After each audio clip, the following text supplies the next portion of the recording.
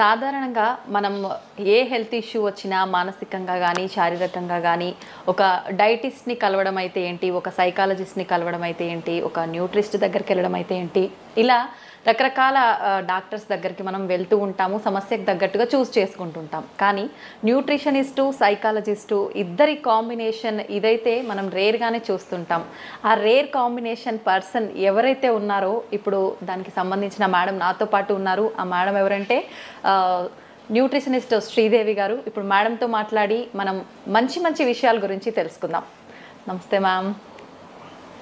ఎలా ఉన్నారు అని అడగకూడదు కూడా మేడం. చాలా చక్కగా యాక్టివ్గా మంచిగా కనిపిస్తున్నారు. Thank you. అయినా అడుగుతాను మ్యామ్, ఎలా ఉన్నారు? I'm fine, thank you. Ma'am, కొంచెం ఎల్డిఎల్ ఫ్యాట్ పెరిగింది అనగానే చాలా టెన్షన్ పడిపోతుంటారు. వెంటనే డాక్టర్ని కలవాలి, అమ్మో నాకు ఏమైపోతుందో అని చెప్పి హడావిడి చేస్తుంటారు. నిజంగా దాని గురించి అంత భయపడాలంటారా మ్యామ్? యా, ముందు మనం ఎల్డిఎల్ ఫ్యాట్ గురించి మాట్లాడుకునే దానికంటే ముందు అసలు కొలెస్ట్రాల్ అంటే ఏంటి? ఆ కొలెస్ట్రాల్ పేరు చెప్పగానే చాలామంది భయపడిపోతుంటారు. అదేదో చాలా క్లిష్టమైన లేకపోతే వెరీ బ్యాడ్ మెటీరియల్ అన్నట్టుగా బిహేవ్ చేస్తూ ఉంటారు అవగాహన లోపం మూలాన. కొలెస్ట్రాల్ అనేది ఇట్స్ వ్యాక్సీ సబ్స్టెన్స్, ఒక రకమైన కొవ్వు పదార్థం. ఈ కొలెస్ట్రాల్ అనేది మనకి చాలా ఇంపార్టెంట్ అయిన సబ్స్టెన్స్ అన్నమాట. ఎందుకంటే శరీరంలో ఉత్పన్నమయ్యేటటువంటి విటమిన్స్ కానీ, అలాగే మనకి కొన్ని రకాలైన హార్మోన్స్ కానీ, కణాల చుట్టూ ఉండేటటువంటి సెల్ మెంబ్రెయిన్స్ కానీ, వీటన్నిటి ఉత్పత్తిలో కొలెస్ట్రాల్ది ప్రముఖమైన పాత్ర. అండ్ ఈ కొలెస్ట్రాల్ అవసరంలో 80% కొలెస్ట్రాల్ శరీరం తనకి తాను తయారు చేసుకుంటుంది. 20% మాత్రమే మనకి ఆహారం ద్వారా వస్తుంది. కానీ కొన్ని రాంగ్ ఫుడ్స్ తీసుకున్నప్పుడు ఆ శాతం పెరిగే అవకాశం ఉంటుంది. ఈ కొలెస్ట్రాల్ ఏంటంటే శరీరంలోని అన్ని భాగాలకి ట్రాన్స్పోర్ట్ అవ్వడం చాలా ఇంపార్టెంట్. అలా ట్రాన్స్పోర్ట్ అవ్వడానికి, since it is not water soluble, నీళ్ళల్లో కరగదు కాబట్టి బ్లడ్లో వెళ్ళాల్సిన అవసరం ఏర్పడుతుంది. అయితే ఈ బ్లడ్లో ట్రాన్స్ఫర్ చేయడానికి కూడా దానికి ఒక రకమైన ప్రోటీన్ అవసరం. ఆ ప్రోటీన్ని వెహికల్గా తీసుకుని బ్లడ్లో ట్రాన్స్పోర్ట్ అవుతుంది. దాన్ని లైపోప్రోటీన్స్ అంటారు. లైపోప్రోటీన్స్ 2 రకాలుగా ఉంటాయి. ఎల్డిఎల్ ప్రోటీన్ ఒకటి, హెచ్డిఎల్ ప్రోటీన్ ఒకటి. ఎల్డిఎల్ అంటే low density lipoprotein, HDL is high density lipoprotein. మరి ఈ ఎల్డిఎల్ని ఎందుకు మనం బ్యాడ్ కొలెస్ట్రాల్ అనుకుంటాము, ఎందుకు దాని పేరు చెప్పి అది కొద్దిగా ఇంక్రీజ్ అయినప్పుడు ఎందుకు భయపడతాం? కారణం చాలా సింపుల్ అమ్మ. లైపోప్రోటీన్ ఏదైతే ఎల్డిఎల్ లో డెన్సిటీ లైపోప్రోటీన్ ఉంటుందో దీని గుణం ఏంటి అంటే, కొన్నిసార్లు ఎక్కువగా రక్తంలో దాని మోతాదు ఎక్కువగా ఉన్నప్పుడు కొన్ని పదార్థాలతో కలిసి అది గుండెలో ఉన్నటువంటి రక్తనాళాల్లో plaque formation or plaque formation అవుతుంది. అంటే చిన్న స్కేల్స్ లాగా తయారైపోయి అక్కడ పేరుకుపోతుంది అనమాట. అక్కడ పేరుకోవడం మూలాన అథెరోస్క్లిరోసిస్ అని, కరోనరీ ఆర్టరీ డిజీజ్ అని, స్ట్రోక్ అని ఇలాంటివన్నీ వచ్చేదానికి అవకాశం ఉంటుంది. కాబట్టి ఎల్డిఎల్ అనేది బ్యాడ్ కొలెస్ట్రాల్. అది కనుక మనకి పెరిగినట్లయితే గుండె సంబంధిత వ్యాధులు వచ్చేదానికి చాలా అవకాశం ఉంటుంది. కాబట్టి దాని గురించి తప్పనిసరిగా కేర్ తీసుకోవాల్సిన అవసరం ఉంది. కేర్ తీసుకోవాలి కానీ భయపడాల్సిన అవసరం ఏమీ లేదు. ఎందుకంటే ఇవన్నీ ఆహారం మూలాన వచ్చినవి. ఎల్డిఎల్ అనేది పెరిగింది మన ఆహారం మూలాన వచ్చింది. ఆహారంతోనే సెట్ చేసుకోవచ్చు. దానికి ప్రత్యేకంగా మెడిసిన్ నేను ప్రపోజ్ చేయను. ఎందుకంటే because I'm A therapeutic nutritionist. మేము ఆహారం ద్వారా దాదాపు 80 రకాల జబ్బుల్ని హ్యాండిల్ చేస్తాము, 30 రకాల ఇన్ఫెక్షన్స్ని హ్యాండిల్ చేస్తాము, 12 రకాల క్యాన్సర్స్ని హ్యాండిల్ చేస్తాము, ఇంక్లూడింగ్ అడిక్షన్స్. దాదాపు 15-20 రకాల అడిక్షన్స్, ఫోబియాస్ ఇవన్నీ కూడా మేము ఆహారం ద్వారా హ్యాండిల్ చేస్తాం. Without medicine, without medication. ఎందుకు అంటే నాకున్న ప్రత్యేకత ఏంటి అంటే ఐఎమ్ ఏ సైకోసోమాటిక్ హీలర్ అనమాట. మనిషికి ఉన్న మనసుకి, శరీరానికి 2 రకాల రుగ్మతల్ని కూడా ఆహారం ద్వారా మనం సాల్వ్ చేస్తాము. So it is not a problem at all. LDL పెరగడం అస్సలు మంచిది కాదు. పెరిగిందన్న సందర్భంలో ఆహారపు అలవాట్లలో మనకి ఏవి డిఫెక్టివ్ అలవాట్లు ఏమున్నాయి అని చూసుకుని వాటిని సరిదిద్దుకుంటే ఈజీగా తక్కువైపోతుంది. 8 నుంచి 10 వారాల్లో ఈజీగా నార్మల్ లెవెల్కి వచ్చేస్తుంది. అయితే పెరిగితే అనుకున్నాం కదా మేడం, అసలు ఎంత మోతాదు ఉండాలి, దానికి మించి ఎంత పెరిగితే పెరిగినట్టు? అడల్ట్ స్కీమ్ ఎల్డిఎల్ 100 వరకు ఉండడము లిమిటేషన్. సో 125 to 140 వరకు ఇట్స్ అ వార్నింగ్ సిగ్నల్. మనం జాగ్రత్త తీసుకోవాలి. 140 దాటితే మాత్రము it is a serious warning signal that can lead to lot of problems. అది గుండె సంబంధిత వ్యాధుల వైపు మనం వెళ్ళడానికి మనని పూర్తిగా ఇచ్చేస్తుంది అనమాట. కాబట్టి ఎప్పుడైతే మనకి 100 to 140 మధ్యలో ఎల్డిఎల్ వాల్యూస్ చూపిస్తున్నాయో, 150 140 చూపిస్తున్నాయో, ఇట్స్ ఎ వార్నింగ్ సిగ్నల్ అనమాట. వెంటనే మనము ఆహారపరమైన మార్పులు చేసుకుంటే ఆ లెవెల్ని కిందకి తీసుకొచ్చేసేయచ్చు. అంటే అంత సీరియస్ కండిషన్లో ఉన్నప్పుడు కూడా వితౌట్ మెడికేషన్ ఓన్లీ ఫుడ్ ద్వారానే ట్రీట్ చేయొచ్చు. ఇది 140 150 అనేది it is a warning signal అమ్మా. దానికంటే ఎక్కువగా ఉన్నప్పుడు కూడా మనం వెనక్కి తీసుకురావచ్చు. Okay, all kinds of fats can be reduced ఆహారపు అలవాట్లు మార్చు. ఓకే, అంటే ఇప్పుడు మనం ఇంట్లో ఒక ఫుడ్ ప్రాపర్గా ఏం చేయాలి, ఏం తీసుకుంటే పెరిగింది, అట్లాంటి ఒక జనరల్గా ఫ్యాట్ పెరగడం అనగానే ఆయిల్స్ ఎక్కువగా వాడటం వల్లే ఇట్లాంటి ఒక ఆలోచన ఉంటుంది కదా మేడం. నిజంగా ఆయిల్స్ అయినా ఫుడ్ వల్ల కూడా ఎక్కువగా పెరిగింది? లైక్ దిస్ అమ్మా, మనం తీసుకునే ఆహారంలో చాలా పదార్థాలు తీసుకోకూడనివి ఉన్నాయి, కానీ మనకు అలవాటు అయిపోయింది. అది అలవాటు అయిపోయింది. ఒక్కసారి తింటే ఏమవుతుందిలే అనుకుంటాం, ఇవి ఒక్కసారే అనుకుంటాం. ఆ ఒక్కసారి కాస్త అలవాటు కింద మారిపోతుంది. ఫర్ ఎగ్జాంపుల్ ఎల్డిఎల్ కొలెస్ట్రాల్ మనం కనుక తీసుకుంటే all kinds of you know trans fats అంటాం. అంటే మార్జరీన్ ఎందులో వాడతాము? మన పఫ్ మేకింగ్లో, పిజ్జా మేకింగ్లో, చాలా వాటిలో, నాట్స్ ఇన్ పిజ్జా, చాలా బేకరీ ఐటమ్స్లో మార్జరీన్ వాడతారు. అలాగే Dalda is hydrogenated oil. Dalda కూడా, ఈ డాల్డా ఇలాంటివి ప్లస్ బ్రెడ్ స్ప్రెడ్స్ ఇప్పుడు చాలా వచ్చేస్తున్నాయి. ఈజీగా స్ప్రెడ్ అవుతుంది, ఇది సంతోషపడిపోతాం. అది ఈజీగా ఎల్డిఎల్ పెంచేస్తుంది, ఈజీగా కొలెస్ట్రాల్ పెంచేస్తుంది. సో ఇలాంటి కొవ్వు పదార్థాలు మనకి they will do lot of harm అన్నమాట. అలాగే ఈ ఆల్ కైండ్స్ ఆఫ్ జంక్, మైదాతో తయారు చేసినవి. ఇంకొకటి రిఫైన్డ్ ఆయిల్ మీద కూడా చాలా రీసెర్చ్ జరిగింది.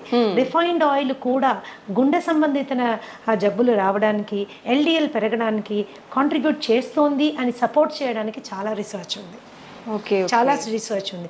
ఎప్పటి వరకైతే మనము గానుగు నూనెల మీద మనము వంట చేసుకుంటే అలవాటు ఉండిందో అంతవరకు గుండె సంబంధిత జబ్బుల సంఖ్య ఎస్పెషల్లీ ఇన్ ఇండియా చాలా తక్కువగా ఉండేది. గుండె జబ్బు అంటే అది డబ్బున వాళ్ళ జబ్బు అనేవాళ్ళు, కానీ ఈ రోజు ఏంటంటే ప్రతి ఒక్కరికి వచ్చేసరికి అందుబాటులో ఉండే వస్తువులాగా అయిపోయింది. ఎందుకంటే ఫాల్టీ ఈటింగ్ హ్యాబిట్స్ అనమాట. ఆ హ్యాబిట్స్ మూలాన మనకి వచ్చింది.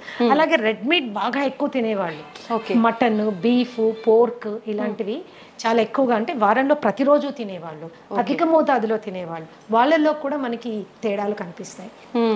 వీటిని తగ్గించుకోవాలంటే పీచు పదార్థం ఎక్కువగా ఉండే ఆహారం తీసుకోవాలి. అంటే fresh fruits, vegetables, nuts, seeds ఇలాంటివి తీసుకుంటే ఏమవుతుందంటే ఎల్డిఎల్ లెవెల్స్ తగ్గుతుంది. మామూలుగా రోజు తీసుకునేటటువంటి రీఫైన్డ్ ఆయిల్ని మార్చి గానుగు నూనెలు మనం తీసుకున్నప్పుడు కూడా ఎల్డిఎల్ లెవెల్స్ ఈజీగా కంట్రోల్లోకి వచ్చేస్తాయి. ఓకే, అంటే డైలీ రొటీన్ అనేది మనం ఒకటి ఫాలో అవ్వాలంటారు మేడం, అంతే కదా? కొలెస్ట్రాల్ డైలీ రొటీన్ అంటే నేనేం చెప్తానంటే డైలీ రొటీన్ కంటే కూడా డైలీ తీసుకునే ఆహార పదార్థాలని మనం ప్రాపర్గా సెలెక్ట్ చేసుకోవడం చాలా ఇంపార్టెంట్. శరీర అవసరాలని దృష్టిలో పెట్టుకొని సెలెక్ట్ చేసుకోవడం చాలా ఇంపార్టెంట్. అంతేగాని టంగ్కి ఎక్కువ ఇంపార్టెన్స్ ఇచ్చి, టేస్ట్కి ఎక్కువ ఇంపార్టెన్స్ ఇచ్చి మనం తీసుకున్నప్పుడు ఏమవుతుంది అంటే అది డెఫినెట్గా it is going to harm us. అలా అని ఎంతసేపు గడ్డి గాదం ఆకులు అలుములు తిని బతికేసేయాలా, ఇంతేనా లైఫ్ అనుకోక్కర్లేదు. టేస్టీగా ఫుడ్ చేసుకుంటూ ఇంట్లో చేసుకుంటూ తినచ్చు. ఎప్పుడైనా ఒకసారి నెలకో 2 నెలలకో మీరు ఒకసారి ఏదైనా తిన్నప్పుడు శరీరం అడ్జస్ట్ చేసుకుంటుంది. It is very smart. Okay, కానీ రోజు దాన్ని అలవాటు చేసుకుంటే మాత్రం చాలా కష్టం. కొన్ని మార్పులు తెచ్చుకోవాలి. ఓకే, అయితే మేడం చెడు కొలెస్ట్రాల్ పెరగకుండా ఉండాలంటే మనం ఫుడ్ ఇలాంటివి తీసుకోవాలి. HDL బ్యాలెన్స్డ్గా ఉండాలి అని అంటే ప్రత్యేకించి ఏమైనా ఫుడ్స్ మెయింటైన్ చేయాలంటారా డైలీ లైఫ్ స్టైల్లో? ఇప్పుడు HDL అంటే high density lipoprotein. High density lipoprotein good cholesterol అంటారు. ఎందుకు గుడ్ అంటారు అని తెలుసుకోవడం ఫస్ట్ ఇంపార్టెంట్. ఎందుకంటే ఈ కొలెస్ట్రాల్ యొక్క ప్రాముఖ్యత చాలా ఎక్కువగా ఉంది. అది శరీరంలో మొత్తం అన్ని భాగాలకి వెళ్ళడానికి, రక్తం ద్వారా వెళ్ళడానికి ఈ లైపోప్రోటీన్ మనకి పనికొస్తుంది. అయితే అక్కడక్కడ అవసరానికి మించి కొలెస్ట్రాల్ డిపాజిట్ అయినప్పుడు ఈ HDL యొక్క ప్రత్యేకత ఏంటి అంటే శరీరంలో అన్ని భాగాల్లో ఎక్స్ట్రాగా డిపాజిట్ అయిన కొలెస్ట్రాల్ అంతా తీసుకొని వచ్చి లివర్కి తీసుకెళ్ళిపోతుంది. ఎప్పుడైతే లివర్కి తీసుకెళ్తుందో అక్కడ అది డిఫ్యూజ్ చేసి పడేస్తుంది, క్లియర్ చేసి పడేస్తుంది. సో అది గుండెకి వెళ్ళి అక్కడ మళ్ళీ వేరే సబ్స్టెన్స్తో కంబైన్ అయ్యి అక్కడ ప్లాక్ ఫామ్ అవ్వడానికి అవకాశం లేదు. కాబట్టి గుండె భద్రత కోసం ఈ పర్టిక్యులర్ లైపోప్రోటీన్ చాలా బాగా పనిచేస్తుంది, క్లీన్ చేసేస్తుంది అనమాట. గుండె వరకు కొలెస్ట్రాల్ని వెళ్ళనివ్వదు అనమాట. అందుకని it is called good cholesterol. Good cholesterol. So మనం రోజు తీసుకునే ఆహారాల్లో మనకి చక్కటి కొలెస్ట్రాల్ ఇచ్చే ఆహారాలు చాలా ఉన్నాయి. సో వాటిని మనం ఇంక్లూడ్ చేసుకోవడం. See I always profess an inclusive kind of diet. మనం ఏమేమి తినాలి అనే దాని మీద ఎక్కువగా ఫోకస్ చేయాలి. ఏమేమి తినకూడదు అనేది అది సెకండరీ అన్నమాట. ఏవేవి ఇంపార్టెంట్. అలానే హెల్త్ ఈజ్ నాట్ డిస్టేస్ట్ఫుల్ అమ్మా, హెల్త్ ఈజ్ టేస్టీ. మనం చేసుకునే పద్ధతిని బట్టి ఆధారపడి ఉంటుంది. హెచ్డిఎల్ మనం హెచ్డిఎల్ కొలెస్ట్రాల్ మనకు పెరగాలి అంటే there is the humble avocado. Avocado is one of the best sources for HDL cholesterol. Okay, అలాగే నీకు నట్స్ ఉన్నాయి, సీడ్స్ ఉన్నాయి, వాల్నట్స్ ఉన్నాయి, ఇవన్నీ కూడా మనకి చాలా. అలాగే ఆవు నెయ్యి బ్రహ్మాండంగా హెచ్డిఎల్ పెరుగుతుంది. అది కూడా నాటావు నెయ్యి. నాటావు నెయ్యి బ్రహ్మాండమైనటువంటి గుణాలు కలిగి ఉంటుంది. ధృతం అంటారు దాన్ని. మాకు ఒక్కొక్కసారి ఒక సత్సంగంలో ఉన్నప్పుడు గురువుగారు చెప్పారు, పాతకాలంలో ధృతం అంటే ఏంటి అంటే చనిపోయిన వాళ్ళలో కూడా ప్రాణ ప్రతిష్ఠ చేయగలిగినటువంటి అద్భుతమైన గుణం కలిగింది అని అర్థమట. మరి అది నిజమో కాదో నాకు తెలియదు, కానీ ఆయన చెప్పిన విషయం నాకు చాలా నచ్చింది. ఇంకో మాట కూడా ఏం చెప్పారంటే ఆస్తులు అమ్ముకైనా ధృతం కొనుక్కొని దాంతో తినాలన్నారు. అంటే నెయ్యికి ఉన్నటువంటి ప్రాముఖ్యత అది. కొద్ది కాలం ఏంటంటే నెయ్యి తింటే లావైపోతారు, నెయ్యి తింటే కొలెస్ట్రాల్ వస్తుంది. ఇది చాలా తప్పమ్మా. ఎస్పెషల్గా మనం ఇంట్లో ఆవు పాలు కొనుక్కొని చేసుకునే నెయ్యి అతి శ్రేష్టం. రీసెంట్గా ఒక రీసెర్చ్ నేను I would like to share with you. చపాతీలు పూరీలు మనని డయాబెటీస్ వైపు నొట్టి పడేస్తున్నాయి అన్నది అందరికీ తెలుసు. ఈవెన్ పుల్కా కావచ్చు, చపాతి, గోధుమ పిండి. అయితే అదే గోధుమ పిండి చేసిన రొట్టె మీద నెయ్యి రాసుకుని తింటే మాత్రము కొద్దిగా దాని గ్లూకోజ్ లెవెల్స్ తక్కువగా వస్తున్నాయి అన్నది లేటెస్ట్ రీసెర్చ్. అంటే నెయ్యికున్న ప్రాముఖ్యత అలాంటిది అనమాట. మనం ఇంట్లో తయారు చేసుకునే వెన్నపూస, మజ్జిగ జల్లికి వచ్చే వెన్నపూస, లేకపోతే మనం ఇంట్లో తయారు చేసుకునే నెయ్యి, ఇవన్నీ చాలా they are very good fats అనమాట. హెచ్డిఎల్ లెవెల్ పెరగడానికి చాలా చాలా బాగా పనిచేస్తాయి. సో ఇట్లా మనము కొద్దిగా అవగాహన పెంచుకుంటే అంత లైఫ్లో పెద్దగా కాంప్రమైజ్ అవ్వాల్సింది ఏమీ లేదు. అంత కాంప్రమైజ్ అవ్వాల్సింది ఏమీ లేదు. చిన్న చేంజెస్ మాత్రమే, చాయిసెస్లో చిన్న చేంజ్ చేసుకోవాలి. ఏది మనకి కావాలి, ఏది మనకి వద్దు, ఈ చిన్న చేంజెస్ చేసుకుంటే కొలెస్ట్రాల్ ఇబ్బందే కాదు అసలు. ఎంత సింపుల్ గా చెప్పేస్తున్నారు మా అందరికి. అది ఒక పెద్ద భూతద్దంలో పెట్టి చూస్తున్నట్టు.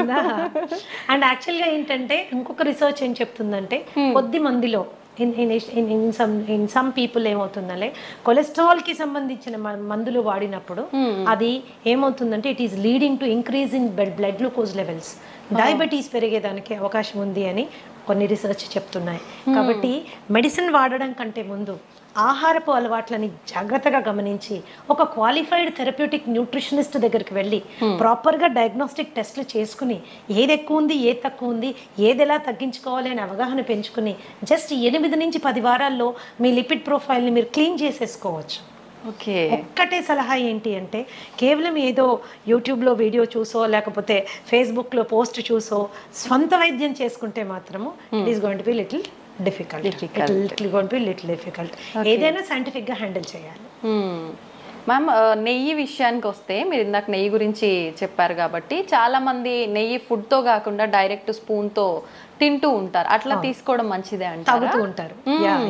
ఎందుకంటే ఆవు నెయ్యిలో ఉండేటటువంటి గుణం ఏంటి ఉందంటే ఇట్ ఈస్ అది డైజెస్ట్ అయ్యాక మనకి బ్యూట్రిక్ యాసిడ్ ఫామ్ అవుతుంది. అందరికీ తెలుసుకోవాల్సిన విషయం ఏంటంటే మన మొత్తం మాయల పకీరు ప్రాణం చిలకలో ఉన్నట్టు మనిషి యొక్క ఆరోగ్య రహస్యం అంటే మానసిక ఆరోగ్యం కానీ శారీరక ఆరోగ్యం కానీ మన పొట్టలో పేగుల్లో ఉందన్నమాట. ఈ పేగుల్ని గట్ అంటారు. ఈ గట్లో 4300 రకాలైనటువంటి సూక్ష్మక్రిములు ఉన్నాయి. దీంట్లో మంచివి ఉన్నాయి, చెడ్డవి ఉన్నాయి. మంచివి ఎప్పుడు కూడా అధిక సంఖ్యలో ఉండడం మన ఆరోగ్యానికి చిహ్నం అన్నమాట. మంచివి పెంచడానికి అవసరమైనటువంటి తైలం నెయ్యి. సో నెయ్యి మీరు కూరల్లో వేసుకొని చేసుకోవచ్చు, అన్నంలో మొదటి ముద్దలో వేసుకొని తినచ్చు, గోరువెచ్చని నీళ్ళల్లో కలుపుకొని తాగొచ్చు, ఏదన్నా చేయొచ్చు. ఈ అన్ని రూపాల్లో మీరు తీసుకునే నెయ్యి మీ గట్ హెల్త్కి చాలా ఉపయోగపడుతుంది. ఆ నెయ్యి మరి ఎలాంటి నెయ్యి తీసుకోవాలి, that is an important question. Okay, ఆ నాటావు నెయ్యి అతి శ్రేష్టం, దాన్నే A2 ఘీ అంటారు. ఓకే, సో మనం ఇంట్లో చేసుకుని చాలామంది A2 పాలు కొనుక్కుంటున్నారు, ఆవు పాలు కొనుక్కుంటున్నారు. మీరు తోడు పెట్టి మీరు తీసి మిగడ్లోంచి చేసే వెన్న నెయ్యి యూ కెన్ యూజ్ ఇట్. అది చాలా శ్రేష్టం అనమాట. ఓకే మ్యామ్, కొలెస్ట్రాల్ విషయానికి వస్తే లివర్కి కొలెస్ట్రాల్ వచ్చింది అని చెప్పి చాలామంది టెన్షన్ పడుతూ ఉంటారు కదా, దానికి ఎటువంటి ఆహార పదార్థాలు తీసుకుంటే? లివర్కి కొలెస్ట్రాల్ కాదమ్మా, it is actually called fatty liver. Fatty liver. Fatty liver రెండు రకాలుగా ఉంటుంది, alcoholic fatty liver and non alcoholic fatty liver. Okay, ఇప్పుడు నాలాంటి దాని దగ్గరికి ఎవరైనా ఫ్యాటీ లివర్ ఆల్కహాలిక్ వచ్చారనుకోండి, actually as a therapist I'm happy. ఎందుకంటే కొట్టి ఆల్కహాల్ బంద్ చేయించేస్తే ఫ్యాటీ లివర్ చాలా వరకు కంట్రోల్లో వచ్చేస్తుంది అనమాట. అది కేవలము ఆల్కహాల్ ప్రేరితంగా అక్కడ ఫ్యాట్ డిపాజిట్ అవుతుంది అనమాట. But non alcoholic fatty liver disease is very dangerous. ఇది రాముడు బుద్ధిమంతుడు అంటాడు కదా, స్మోక్ చేయడు, బయటకు వెళ్ళి ఏమి తినడు, ఇష్టం వచ్చినట్టు బిహేవ్ చేయడు, అలాంటి వాళ్ళకి వచ్చేటటువంటి ఫ్యాటీ లివర్ కండిషన్ ని non alcoholic fatty liver condition అంటారు. దానికి మనము చాలా ఆహారపరమైన జాగ్రత్తలు తీసుకోవాలి. మరి ముఖ్యంగా కార్బోహైడ్రేట్ విపరీతంగా తినడం తగ్గించేసుకోవాలి. అలాగే ట్రాన్స్ ఫ్యాట్స్ మనం తీసుకోవడం తగ్గించుకోవాలి. అలాగే ఎల్డిఎల్ లెవెల్ కంట్రోల్లో ఉండేటట్టుగా మనం చూసుకోవాలి. ఈ ఫ్యాటీ లివర్ వచ్చిన వాళ్ళలో చాలా మందికి fatty liver is some times considered as a predisposing character for diabetes. అంటే షుగర్ రావడానికి ముందు చాలా మందికి ఫ్యాటీ లివర్ వచ్చేస్తుంది. దాన్ని చాలా తేలికగా తీసుకుంటారు. ఏం లేదండి, కాస్త ఎక్సర్సైజ్ చేయండి, కాస్త ఇలా ఉండండి, కాస్త అలా ఉండండి అని. That is not the way. You have to take it serious. ఎందుకంటే ఈ ఫ్యాటీ లివర్ స్టేజ్ 1 నుంచి స్టేజ్ 2, స్టేజ్ 2 నుంచి స్టేజ్ 3, అక్కడి నుంచి ఫైబ్రోసిస్, సిరోసిస్, క్యాన్సర్ వరకు వెళ్ళే అవకాశం ఉంటుంది. కాబట్టి దాన్ని ఈజీ తీసుకోవడానికి వీల్లేదు. So basic foods for example కీరా జ్యూస్ బ్రహ్మాండంగా పనిచేస్తుంది ఫ్యాట్లో లివర్ తీసేయడానికి. నిమ్మరసం, ద హంబుల్ నిమ్మరసం, కాస్టే లేదు దాన్ని. So health is actually very economic, inexpensive అనమాట. చిన్న అవగాహన మనం తెలుసుకుంటే we will able to do it అన్నమాట. అండ్ ఫ్యాటీ లివర్ ఉంది అని మనకి ఎప్పుడు డౌట్ వస్తుందంటే, కొద్దిగా కుడివైపు బొజ్జ అంటే చేతులు కాళ్ళు సన్నగానే ఉన్నాయి, పొట్ట మాత్రమే ముందుకు వస్తుంది.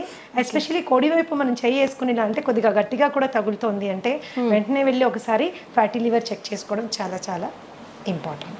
డయాబెటీస్ వచ్చింది అనుకుంటే కూడా వచ్చిన డయాబెటీస్ డిటెక్ట్ అయిన తర్వాత కంపల్సరీ ఫ్యాటీ లివర్ వెళ్ళి చెక్ చేసుకోవడం చాలా ఇంపార్టెంట్. ఏ స్టేజ్లో ఉంది, దట్ ఈస్ ఇంపార్టెంట్.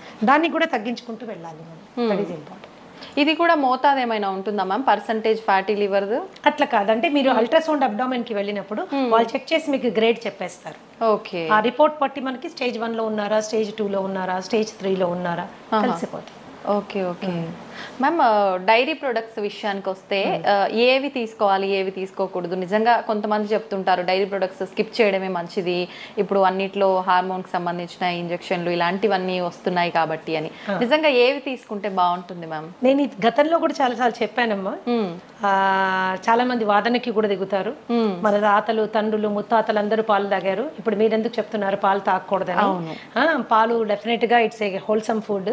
మరి పిల్లలకి ప్రోటీన్ ఎలా వస్తుంది, పిల్లలకి మనకి కాల్షియం ఎలా వస్తుంది, ఇవి రెండు మనకు కావాలంటే పాలు తాగాలి కదా. మన చిన్నప్పటి నుంచి తాగాం కదా, ఇప్పుడు మీరు కొత్తగా ఇలాంటి వింత విషయాలు చెప్తున్నారేంటి అని. సో తప్పులు మీరు చెప్పింది కూడా కరెక్టే. ఎప్పుడో మన తాతల తండ్రులంతా పాలు తాగారు, కానీ అప్పుడు ఆవులు వేరు, అప్పుడు పాలు వేరు. ఇప్పుడు ఆవులు వేరు, ఇప్పుడు పాలు వేరు. ఓకే, సో ఇప్పుడు చాలా సందర్భాల్లో మనం ప్యాకెట్ పాలు తెచ్చుకుంటే అవి అసలు పాలో కాదో మనకు తెలియదు. పాలల్లో నీళ్లు కలిపారనుకోండి, that is a healthy thing. అంటే ఓన్లీ నీళ్లు ఉన్నాయని సంతోషపడచ్చు మనం, కానీ నీళ్లు కాకుండా ఇంకెన్నెన్నో కలిపేస్తే అవి విషమై మనని ఎన్నో విధాలుగా మనని ఇబ్బంది పెడుతున్నాయి. మిల్క్ మీరు తీసుకున్నట్లయితే దాని ప్రోటీన్ కంటెంట్ కానీ, దాని కాల్షియం కంటెంట్ కానీ, నాన్ మిల్క్ సోర్సెస్ చాలా ఉన్నాయి. మీ మునగాకు తీసుకోండి. ఓకే, ఫర్ ఎగ్జాంపుల్ టేక్ మునగాకు. నువ్వులు తీసుకోండి, దానిలో ఉన్న కాల్షియం కానీ, దానిలో ఉన్న ప్రోటీన్ కానీ. మునగాకు పచ్చిదానికంటే కూడా ఎండు పౌడర్ ఏదైతే ఉంటుందో, మునగాకు పౌడర్ ఏదైతే ఉంటుందో బ్రహ్మాండంగా కాల్షియం లెవెల్స్ అనమాట. ఓకే, ఎన్నో రెట్లు పాల కంటే ఎక్కువగా ఉంటుందని. ఒక స్పూన్ రోజు తీసుకుంటే సరిపోతుంది. ఎలా తీసుకోవచ్చు మేడం? కాంబినేషన్ మజ్జిగలో కలిపి తీసుకోవచ్చు, నీళ్ళలో కలిపి తీసుకోవచ్చు. దాన్ని పొడి కింద తయారు చేసుకుని కాస్త వెల్లుల్లిపాయలు, జీలకర్ర, ఎండుమిరపకాయలు వేసి దాన్ని పొడి కింద చేసుకొని అంత నెయ్యి వేసుకొని మొదట ముద్ద గట్టిగా కలుపుకొని తినచ్చు. టేస్టీ ఉంటుంది, హెల్త్కి హెల్త్ వస్తుంది. అయితే ఈ మిల్క్ ఇప్పుడు ఏం చేస్తుంది, మిల్క్ లో ఒక ప్రోటీన్ ఉంటుంది కేసిన్ అని. ఈ కేసిన్ చాలా మందికి ఎలర్జిక్ కండిషన్స్ ప్రొడ్యూస్ చేస్తుంది. చాలా మందికి కడుపులో అది డైజెస్ట్ అవ్వక గ్యాస్ కానీ లేకపోతే ఇండైజెషన్ కానీ అలాగే బెల్చింగ్ అండ్ బ్లోటింగ్ అంటారు, పొట్ట ఉబ్బినట్టు అవ్వడం కానీ ట్రైన్ పుల్ రావడం కానీ ఇవన్నీ జరుగుతాయి. ఎందుకు కేసిన్ వాళ్ళకి డైజెస్ట్ అవ్వదు కాబట్టి, కేసిన్ డైజెస్ట్ అవ్వదు కాబట్టి. సో అలాంటి సందర్భాల్లో పాలు అవసరం ఏంటి అసలు? అవును, ఒక స్టేజ్ దాటింది టాడ్లర్ అంటాం, అంటే కాలు మీద నడవడానికి అలవాటు పడిన బిడ్డకి పాలు సంపూర్ణ ఆహారం కాదు. ఓకే ఓకే, అది అసంపూర్ణమైనటువంటి ఆహారం. పాలు ఎడిక్టివ్ ఇన్ నేచర్. మీరు బాగా తాగుతుంటే అది తాగాలనిపిస్తుంది, తాగకపోతే ఏదో వెలితిగా కూడా అనిపిస్తుంది. దానికంటే ఆరోగ్యకరమైన ఫుడ్ మనకు ఉన్నప్పుడు, దానికంటే మనకి బలవర్ధకమైన ఆహారం మనకి అవైలబుల్గా ఉన్నప్పుడు మనం దానికి ఆప్ట్ చేసుకోవచ్చు కదా. ఈ రోజు ఆవుల్లో పాలు పెరగడం కోసము విపరీతంగా ఇంజెక్షన్స్ వేస్తున్నారు, విపరీతంగా యాంటీబయాటిక్ యూజ్ జరుగుతూ ఉంది. Grass fed cow and grain fried cow అని 2 రకాల కౌస్ మనం చూసుకుంటే, పచ్చిగడ్డి తిని ఆ పచ్చిగడ్డి పెంచడానికి కూడా ఏమాత్రం ఎరువులు వాడకుండా, పెస్టిసైడ్స్ వాడకుండా ఆర్గానిక్గా పెంచిన పాలు ఉంటాయి కదా, అవి అతి శ్రేష్టం. కానీ అరుదుగా లభిస్తున్నాయి, చాలా అరుదుగా, పచ్చిగడ్డే దొరకడం లేదు. గ్రెయిన్ ఫెడ్ మీరు తీసుకున్నారనుకోండి, వాటికి గ్రెయిన్స్ పెడతారు, యూనో ఎన్నెన్నో రకాలైన గ్రెయిన్స్ పెడతారు. ఎస్పెషల్లీ ఈ మధ్య కాలంలో అయితే కార్న్ పెట్టేస్తున్నారు, స్వీట్ కార్న్ పెడుతున్నారు. సో ఇవి ఏంటి అంటే పాల క్వాంటిటీ పెంచడానికి. చాలా మంది ఆ ఆవులకి పెట్టే దీంట్లో నూనెలు కలుపుతారు, ఎందుకంటే పాలల్లో వాళ్ళకి ఆయిల్ శాతము, ఫ్యాట్ శాతం ఎక్కువ రావాలని. మరి ఇలాంటి పాలు మనం తాగినప్పుడు అది మనకి it is going to harm us. అయితే ఇంట్లో మనం ఒక పాల ప్యాకెట్ తెప్పించుకున్నప్పుడు ఇది అది ఆవు పాల, గేదె పాల, ఆవులో గ్రాస్ తినిన ఆవా లేకపోతే గ్రెయిన్ తినిన ఆవా, యాంటీబయాటిక్ వేసుకుందా వేసుకోలేదా మనకి ఎలా తెలుస్తుంది? ఇవన్నీ కలిపారో లేదో మనకి ఎలా తెలుస్తుంది?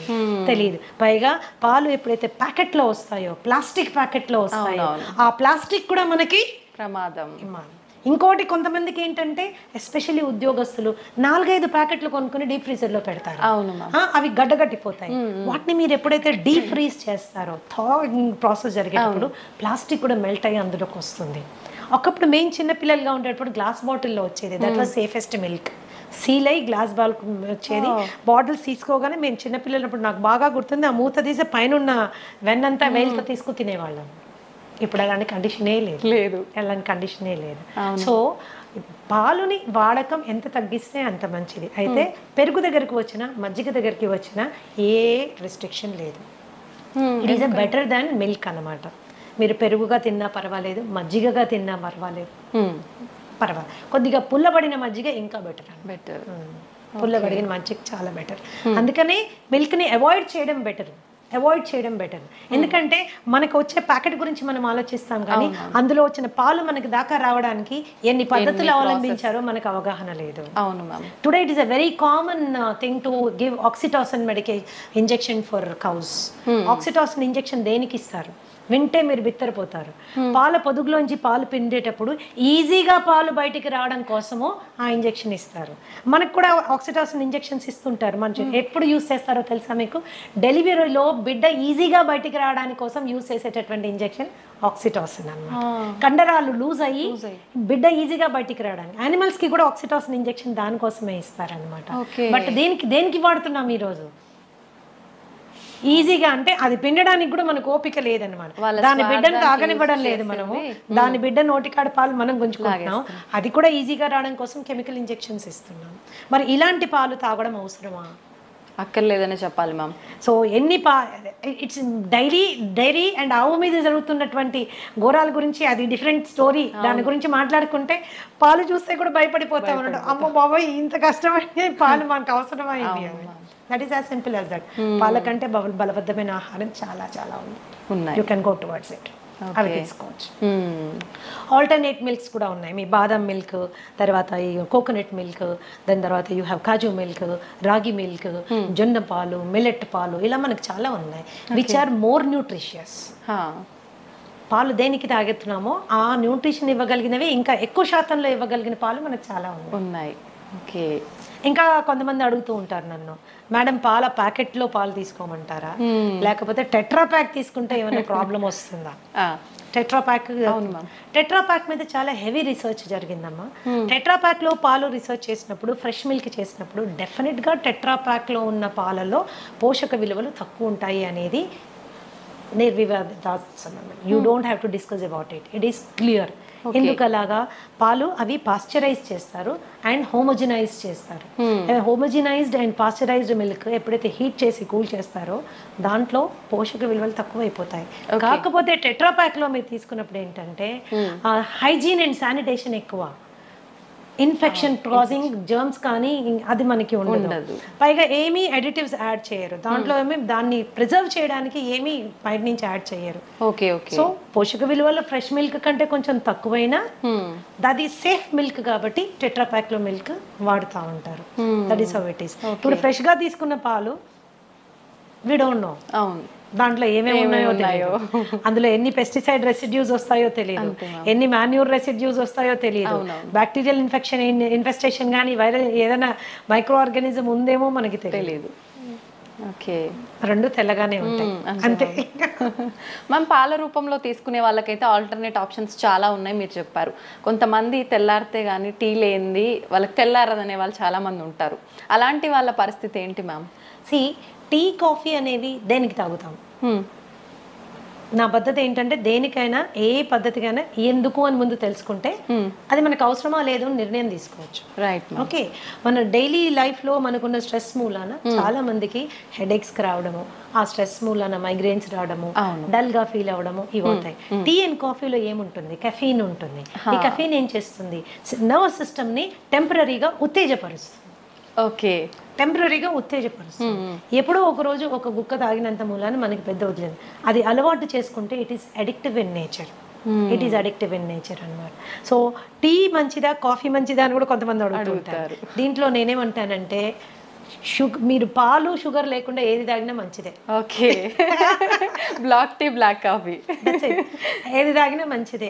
ఇంకా మీరు బ్లాక్ టీని చాలా లైట్ గా చేసుకొని దాంట్లో కొద్దిగా నిమ్మరసం యాడ్ చేసుకొని కొన్ని నానబెట్టిన సబ్జా గింజలు వేసుకొని దాంట్లో కొద్దిగా ఒక 2 or 3 లీవ్స్ ఆఫ్ మింట్ అంటే మన పుదీనా కట్ చేసి వేసుకొని తాగండి, అద్భుతంగా ఎంజాయ్ చేస్తారు. And maybe 1 or 2 times tea తాగడమే ఇంపార్టెంట్ అనుకుంటే బ్రహ్మాండమైన ఆరోగ్యం ఇచ్చే అద్భుతమైనటువంటి పోషక విలువలు ఉండేవి బొచ్చడని టీస్ ఉన్నాయి. For example green tea is the best tea. Okay, green tea అంటే డిప్ టీ కాదండి. గ్రీన్ టీ ఆకులు తెచ్చుకోవాలి, ఒక చిన్న ఇన్ఫ్యూజర్ కొనుక్కోండి. అంటే ఒక కప్పులో ఇంకో కప్పు ఉంటుంది, దానికి చిన్న హోల్స్ ఉంటాయి. దాంట్లో మనం గ్రీన్ టీ లీవ్స్ ఒక స్పూన్ వేసుకుని హాట్ వాటర్ వేసుకుంటే ఇన్ఫ్యూజ్ అయ్యి the best thing will come on. Green tea is anti inflammatory and it is anti cancerous. మన మెటబాలిజంకి చాలా బాగా పనిచేస్తుంది. It is good for everything. కానీ ప్రతిదీ తీయగా ఉండాలంటే కష్టం. ప్రతిదీ తీయగా ఉండాలంటే మనకి కష్టం. సరే, తీయగా ఉండాలి అనుకుంటే మీరు దాంట్లో న్యాచురల్ రా హనీ వేసుకోవచ్చు. బట్ అది ఇంకొక స్కామ్. మనకి ఏది హనీయో ఏది బెల్లం మడ్డో ఏది చక్కెరపాకమో మనకి తెలుసుకోలేము, అంత టైం కూడా లేదు. That is how it is. Organic గా చేసినటువంటి బెల్లం పౌడర్ కొంతమంది వాడుకుంటారు, పర్వాలేదు, అది కూడా పర్వాలేదు.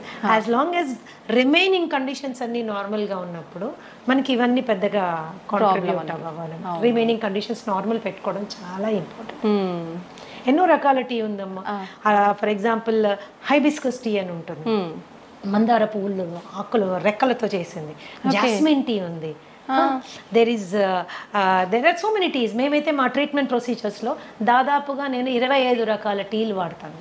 ఓకే, ఇవి మంచి ఆరోగ్యం వైపు నా క్లయింట్స్ అందరినీ తీసుకెళ్ళడానికి చాలా ఉపయోగపడుతుంది. మచ్చా టీ అని ఉంటుంది. ఫైబ్రాయిడ్స్ ఉన్నవాళ్ళు, యూటరైన్ ప్రాబ్లమ్స్ ఉన్నవాళ్ళు, మెన్స్ట్రల్ సైకిల్ రెగ్యులర్గా లేని వాళ్ళు ఇలాంటి టీ తీసుకోవచ్చు. సాంఫ్ టీ అని ఇస్తాము. డైజెషన్ సరిగ్గా లేని వాళ్ళు, అరుగుదల చాలా తక్కువగా ఉన్నవాళ్ళు, తినగానే వాళ్ళకి విపరీతమైన ప్రాబ్లం ఉన్నవాళ్ళు, కాన్స్టిపేషన్ ఉన్నవాళ్ళు, వీళ్ళందరికీ సాంఫ్ టీ ఇస్తాము. లైక్ ఆస్తమా, బ్రీదింగ్ ప్రాబ్లమ్స్ ఉన్నాయి అండ్ డైజెషన్ ఇష్యూస్ ఉన్నాయి, ఇలాంటి వాళ్ళకి జింజర్ టీ ఇస్తాము. అలాగే ఆకుల టీ తీసుకున్నారంటే అది పెద్ద టాపిక్ అన్న. దాదాపుగా 100 రకాల టీస్ గురించి మనం మాట్లాడుకోవచ్చు. అవి మనకి ఎంత చీపు, ఎంత హెల్త్ ఇస్తాయి అన్న దాని మీద క్లియర్గా డిస్కస్ చేసుకోవచ్చు అనమాట. So general coffee and tea కంటే కూడా మీరు ఇలాంటి కైండ్ ఆఫ్ వాటిని అలవాటు చేసుకుంటే అదేదో వెచ్చగా తాగాలి అనే ఒక కోరిక తీరుతుంది, హెల్త్ కూడా ఎఫెక్ట్ అవ్వదు. 1-2 సార్లు టీ తాగితే ప్రాణ నష్టం ఏమీ లేదమ్మా, అదే పనిగా తాగితేనే. ఓకే, మీరు కాఫీ తాగాలి అనుకుంటే black coffee is a better option than with tea. And లేదు పాలు కావాలి, పాలు లేకుండా నేను చేయలేను ఫిక్స్ అయ్యారనుకోండి, ఓట్ మిల్క్తో తాగండి, కోకోనట్ మిల్క్తో తాగండి, ఆల్మండ్ మిల్క్తో తాగండి. ఆప్షన్స్ ఉన్నాయి, తెలుసుకోవడము చేసుకోవడమే అంతే. ఓకే, ఖచ్చితంగా మనం ముందు ముందు వీడియోలో టీస్ గురించి కూడా టాపిక్ చేసుకుందాం మ్యామ్. ఓకే మ్యామ్, మీరు అన్ని రకాల హెల్త్ ఇష్యూస్కి 80 దగ్గర చెప్పారు. హెల్త్ ఇష్యూస్కి ఓన్లీ ఫుడ్ తోటే ట్రీట్ చేస్తుంటాము అని చెప్పి. డయాబెటీస్కి కూడా అలానేనా మేడం? డయాబెటీస్ వచ్చిన వాళ్ళు ఖచ్చితంగా లైఫ్ లాంగ్ మెడిసిన్ వాడాల్సిందే అని అంటుంటారు కదా, దానికి కూడా ఫుడ్ ద్వారా తగ్గించవచ్చు అంటారా? యాక్చువల్గా మనం చాలా అందరు చూసే వ్యూవర్స్ కూడా గమనించాల్సింది ఏంటంటే, డయాబెటీస్ రావడానికి 2 ప్రధానమైన కారణాలు. ఒకటి ఫాల్టీ ఈటింగ్ హ్యాబిట్స్, సరైన ఆహారపు అలవాట్లు లేకపోవడం. ఓకే. 2 మనసులోను కలిగేటటువంటి భావాలని, భావోద్వేగాలని మన శరీరం పైన ఇన్ఫ్లుయెన్స్ పెట్టేంతగా పెంచి పోషించుకోవడం, కంట్రోల్ చేసుకోవడానికి సరైన అవగాహన పెంచుకోకపోవడం. ఓకే, ఇవి 2 విషయాలు. అంటే ఒకప్పుడు స్ట్రెస్ అంటే ఏంటమ్మా, stress is a necessary evil of life. దాన్ని ఫ్లైట్ ఆర్ ఫైట్ ఇమోషన్ అనేవాళ్ళు. అంటే కొన్ని వేల సంవత్సరాల క్రితం ఈ శరీరం ఫస్ట్ టైం ఫామ్ అయినప్పుడు మనకు ఒకటే స్ట్రెస్ ఉండేది. అదేంటి, ఏదైనా యానిమల్ వచ్చి మనం చంపేసేది, లేదా మనం ఏదైనా యానిమల్ చంపి తినేసేవాళ్ళం. ఇదే స్ట్రెస్, అంటే ఇంతకు మించి ఇంకేం స్ట్రెస్ లేదు. ఆ స్ట్రెస్ సిచ్యువేషన్ వచ్చినప్పుడు ఏమయ్యేది, శరీరంలో ఉన్నటువంటి శక్తి అంతా చేతుల్లోకి కాళ్ళల్లోకి వచ్చేసేది. ఎందుకు, చేతులతో కొట్లాడాలి, కాళ్ళతో పరిగెత్తేది పోవాలి. ఈ 2 మనకి కావాల్సినటువంటి సందర్భం ఉండేది. కానీ ఇప్పుడేంటి, జీవితంలో అందరూ లయన్స్ టైగర్లే. బాస్ ఒక లయన్ టైగరే, భార్య ఒక లయన్ టైగరే, భర్త కూడా లయన్ టైగరే, ఆఖరికి పనమ్మాయి కూడా లయన్ టైగరే. సో వీళ్ళందరూ కలిసి మనకి ఎన్నో రకాలైన స్ట్రెస్ క్రియేట్ చేస్తున్నారు. అయితే ఈ పరిస్థితుల్లో ఏమవుతుంది, ఎప్పుడైతే ఎనర్జీ చేతుల్లోకి కాళ్ళల్లోకి రావాలో, శరీరం ఇంటెలిజెంట్గా ఏం చేస్తుంది, మిగతా అవసరం లేని సిస్టమ్స్ని షట్ డౌన్ చేస్తుంది, బంద్ చేస్తుంది. బంద్ చేసినప్పుడు ఏమవుతుంది, ఫస్ట్ సిస్టమ్ ఏంటి బంద్ అయ్యేది, డైజెస్టివ్ సిస్టమ్. అందుకనే స్ట్రెస్ఫుల్గా ఉన్నప్పుడు తిన్నది తిన్నది అరగదు, ఒక రకంగా మనకి డిఫరెంట్ గా ఉంటుంది. ఓకే, ఎందుకు అది క్లోజ్ అయిపోయింది. తర్వాత అది రిలాక్స్ అయిపోయి మళ్ళీ స్టార్ట్ అయినప్పుడు ఏంటి, మళ్ళీ అంటే డైజెషన్ ప్రాసెస్ కొద్దిగా ఆగి జరుగుతుంది అనమాట. It is not giving us proper ఇది. అండ్ ఇంకొకటి, డయాబెటీస్కి వచ్చేసరికి చాలా మంది ఓన్లీ 3 రకాల టెస్టులు చేసుకొని ఆ డయాబెటీస్ని హ్యాండిల్ చేయాలనుకుంటారు. అంటే for example fasting sugars, post lunch sugars, ఇప్పుడు HbA1c, ఈ 3 మాత్రమే చేసుకుని వాళ్ళు డయాబెటీస్ని కంట్రోల్ చేసుకోవడానికి రకరకాల మందులు తీసుకుని ముందుకు వెళ్తూ ఉంటారు. నేనేమంటానంటే, ఏ జబ్బు మనకి వచ్చినా రూట్ కాజ్ తెలుసుకోవడం చాలా ఇంపార్టెంట్. నాకు డయాబెటీస్ ఎందుకు వచ్చింది, వై. సో మా దగ్గర మేము ట్రీట్మెంట్ చేసేటప్పుడు కూడా ఖచ్చితంగా రూట్ కాజ్ అనాలిసిస్ అని 13 రకాల బ్లడ్ టెస్టులు చేయిస్తాం, to understand the inside of a person, లోపల ఏం జరుగుతోంది. చాలా మటుకు మనకి అవుట్వర్డ్గా మనకి సిమ్టమ్స్ తెలియవు. అవును ma'am, we don't feel it, వెళ్ళి చెక్ చేసుకుంటే కానీ మనకి తెలియదు. That is how it is. And ఈ డయాబెటీస్ వచ్చిన వాళ్ళు టైప్ 2 డయాబెటీసా, టైప్ 1 డయాబెటీసా, బేసిక్ వాళ్ళు తెలుసుకోవాల్సి ఉంటుంది మనకి. ఒకవేళ టైప్ 2 డయాబెటీస్ మనం మాట్లాడుకుంటే సి పెప్టైడ్ అని ఒక టెస్ట్ ఉంటుంది. సీరం ఫాస్టింగ్ సి పెప్టైడ్ అంటే ఏం భోజనం చేయకుండా సి పెప్టైడ్ టెస్ట్ చేసుకుని ఆ సి పెప్టైడ్ వాల్యూ మనకి ప్యాంక్రియాస్ ఎంత పనిచేస్తుంది, ప్యాంక్రియాస్ పని చేయకపోవడం మూలానే డయాబెటీస్ వస్తుంది. కాబట్టి ప్యాంక్రియాస్ పనితీరు ఏ విధంగా ఉంది, ఎంత ఇన్సులిన్ ప్రొడ్యూస్ చేయగలుగుతుంది అనేది ఎస్టిమేట్ చేయడము very very very very important. అది ఎప్పుడైతే మనం ఎస్టిమేట్ చేసుకుంటామో, ప్యాంక్రియాస్ ప్రొడక్షన్ బాగానే ఉంది అనుకుంటే 100% మనకి డయాబెటీస్ రివర్సిబుల్ అవుతుంది. If your C peptide value is 1 and more, ఏది fasting C peptide value 1 and more ఉంటే కనుక 100% మనం ఆ డయాబెటీస్ని రివర్స్ చేసుకోగలము. కానీ 1 కంటే కిందకి వెళ్ళిపోతున్నప్పుడు, 5.5 కంటే కిందకి వెళ్ళిపోతున్నప్పుడు it is going towards type 1 diabetes అన్నమాట. ఈ టెస్ట్ చేయకుండా, ఈ నిర్ధారణ కాకుండా దాన్ని హ్యాండిల్ చేయడం అనేది నా ప్రకారము I feel it's a defective way of looking at it. Okay. And మనం అనుకుంటాం వైట్ రైస్ తినడం మూలాన, ఇంకోటి తినడం మూలాన, షుగర్ తినడం మూలాన. చాలా మంది నా క్లయింట్స్ వచ్చి చెప్తాను, నేను షుగరే తినట్లేదు మేడం, ఎప్పుడో మానేసాను, నోరు కట్టేసుకున్నాను, అయినా షుగర్ పెరిగిపోతుంది అని. సో మీరు ఏం తిన్నా అది షుగర్ కింద మారుతుంది, ఏం తిన్నా అది షుగర్ కింద మారుతుంది. అంటే మరి అన్ని తినడం మానేసేమా? చాలా మంది ఈ షుగర్ పేషెంట్స్ వీక్ అయిపోతారు, ఎందుకంటే భయపడిపోతారు. అమ్మో ఇది తిరిగితే షుగర్ పెరుగుతుంది, అది తింటే షుగర్ పెరుగుతుంది, అది తినకూడదు, ఇది తినకూడదు, అది మానేయండి, ఇది మానేయండి. అది కాదు, ఫస్ట్ లోపల ఏం లోపాలు ఉన్నాయో తెలుసుకోవాలి. ఓకే, లోపల ఏం లోపాలు ఉన్నాయో తెలుసుకోవాలి. వైటమిన్ డి లెవెల్స్ అన్ని ఉన్నాయో మనకు తెలియాలి. And there is direct and indirect relationship between vitamin D levels and diabetes. అది మనం ఖచ్చితంగా తెలుసుకోవాలి. B12 ఎంత ఉంది, దానికి దీనికి కనెక్షన్ ఏంటి? యా, వైటమిన్ సి, దాని పరిస్థితి ఏంటి, దానికి డయాబెటీస్కి కనెక్షన్ ఏంటి? Lots of research is available. ఎంతసేపటికి మనము షుగర్ లెవెల్ని తగ్గించడం మీదనే ఫోకస్ చేయడం బదులుగా శరీరానికి కావాల్సిన శక్తిని, దానికి కావాల్సిన విటమిన్స్ని, దానికి కావాల్సిన మినరల్స్ని, దానికి కావాల్సిన ప్రతి పోరాడే వెపన్ని మనం ఇచ్చామనుకోమా, అది డయాబెటీస్ని తన్ని బయటికి తరిమేస్తుంది. ఇట్స్ వెరీ సింపుల్ అన్నమాట. కాబట్టి it is a life style disorder. అది లైఫ్ స్టైల్ అంటేనే మనం పద్ధతులు సరైన నిద్ర లేదు, సరైన ఆహారం లేదు, తీసుకునే ఆహారం టైం ప్రకారం తీసుకోము, అండ్ విపరీతమైన స్ట్రెస్. ఈ స్ట్రెస్ని మేనేజ్ చేసుకునే దానికి కూడా మనము ఎటువంటి జాగ్రత్త తీసుకోము. అందుకే మా దగ్గరికి వచ్చినప్పుడు మేము ఏం చేస్తామంటే డయాబెటీస్ని మేము వెనక్కి తీసుకెళ్లే టైంలో, because I'm a psychosomatic healer, ఖచ్చితంగా మానసిక ఒత్తిడిని తగ్గించేటటువంటి ఆహారము, శారీరకమైనటువంటి అవసరాలు అంటే దాని vitamins and mineral balances support చేసేటటువంటివి పెట్టుకుంటూ వెళ్తాం. కాబట్టి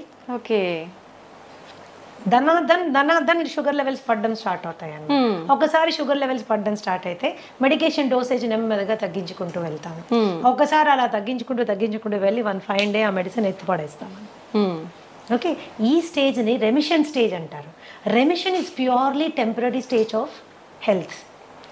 సో చాలా మందికి ప్రాబ్లం ఏమొస్తుందంటే తగ్గి నార్మల్ అవ్వగానే తగ్గిపోయిందే కదా, సో సింపుల్ అనేసి మళ్ళీ నెక్స్ట్ డే నుంచి అన్ని మొదలు పెడతారు. పైనుంచి అయితే ఒక కంప్లైంట్ చేస్తారు, ఏంటి మేడం ఇది మళ్ళీ తినగానే వచ్చేసింది. నువ్వు ఫస్ట్ తిన్నావు కాబట్టి ఇది వచ్చింది, ఫస్ట్ ఫాల్టీగా తిన్నావు కాబట్టి ఇది వచ్చింది, కరెక్ట్ చేసుకున్నావు కాబట్టి తగ్గిపోయింది, కరెక్ట్ చేసుకుని మళ్ళీ బ్యాక్ వెళ్ళావు కాబట్టి మళ్ళీ వస్తుంది. సో నేనేమంటానంటే ఒక రెమిషన్ స్టేజ్ రాగానే మనం తీసుకున్న జాగ్రత్తని కనీసం 1 సంవత్సర కాలం గనక మనం అలాగే మెయింటైన్ చేసుకోగలిగితే అది రివర్సల్ అయిపోతుంది.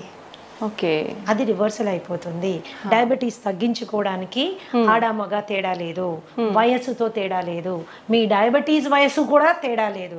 అది 20 ఏళ్ళ నుంచి ఉంది, 15 ఏళ్ళ నుంచి ఉంది, 30 ఏళ్ళ నుంచి ఉంది, నేను టాబ్లెట్లు వేసుకుంటున్నాను, ఇన్సులిన్ వేసుకుంటున్నాను, ఏ దాన్నైనా మనం వెనక్కి పట్టుకెళ్ళచ్చు.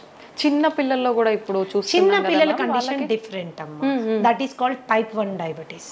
టైప్ 1 డయాబెటీస్ వచ్చినప్పుడు మనము again C peptide fasting post lunch 2 చేసుకుంటాము. సి పెప్టైడ్ వాల్యూ చాలా తక్కువ ఉంటుంది. ఆ చాలా తక్కువ ఉన్నప్పుడు ఏంటంటే ఇన్సులిన్ ప్రొడ్యూస్ చేయలేకపోతుంది ప్యాంక్రియాస్ లో ఇన్సులిన్ రావడం లేదు కాబట్టి వాళ్ళు డయాబెటీస్ పార్ట్ వెళ్ళిపోయారు. సో ఈ పరిస్థితుల్లో మనం వాళ్ళకి 3 times వాళ్ళు ఇన్సులిన్ వేసుకోవాల్సి ఉంటుంది. ఇలాంటి పిల్లలకి అద్భుతంగా ఇన్సులిన్ రిక్వైర్మెంట్ తగ్గించేటటువంటి ఆహారం మనం ఇవ్వచ్చు. Regeneration therapy for type 1 diabetes కూడా ఉంది, కాకపోతే దాని పర్సంటేజ్ 100% అని మనం గట్టిగా చెప్పలేము.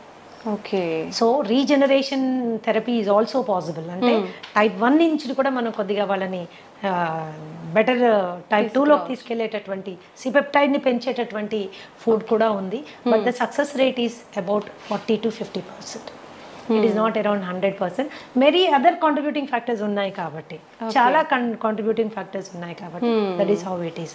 అయితే ఈ మధ్య కాలంలో విపరీతంగా తిండి పిల్లలకి మనం పెట్టే తిండి మూలాన మనమే మన చేతుల ద్వారానే మనమే వాళ్ళని డయాబెటీస్ వైపు నెట్టుతున్నాము. నాకు తెలిసిన ఒక బాబుకి కేవలం వాడు రోజు అడిగాడని, రోజు ఇవ్వమని గొడవ చేశాడని వాళ్ళ తాతగారు డైలీ ఒక కూల్ డ్రింక్ తాగించడం మూలాన, అలా 2 నెలలు తాగించడం మూలాన ప్యాంక్రియాస్ ఫెయిల్ అయిపోయింది. టైప్ 1 డయాబెటిక్ అయిపోయాడు. బిడ్డ ఓన్లీ 15 ఏళ్ళు. రాబోయే 60-70 ఏళ్ళు వాడు ఇన్సులిన్ వేసుకుంటానే మేనేజ్ చేయాలి. సో మన ప్రేమని రాంగ్ ఫుడ్స్ రూపంలో చూపించకూడదు. ఎప్పుడో నెలలో ఒకరోజు తాగాడు ఏం జరగదు, కానీ రోజు తాగితే వాడి రక్తనాళాలు తెరిచి విషం పోసినట్టే లెక్క. Junk food is like that. And రీసెంట్గా మా దగ్గర వచ్చిన ఒక బాబు, హీస్ 21 years old, అండ్ ఇంట్లో ఎవరికి డయాబెటీస్ లేదు, ఇంట్లో నుంచే బాక్స్ తీసుకెళ్తాడు, తల్లిదండ్రులు అన్నీ చేసి జాగ్రత్త చూసుకుంటాడు, అయినా రావడమే 500 షుగర్ వచ్చేసింది. ఏంటి అని ఎంత అడిగినా చెప్పలేదు, లేదు నేను ఏమి తిన్ను అని. తర్వాత ప్రత్యేకంగా పిలిచి అడిగితే రోజు ఒక షవర్మా తింటాడు. షవర్మా తినడం వల్ల షుగర్ ఫెయిల్ అయింది, డైజెస్టివ్ సిస్టమ్ ఫెయిల్ అయిపోయింది.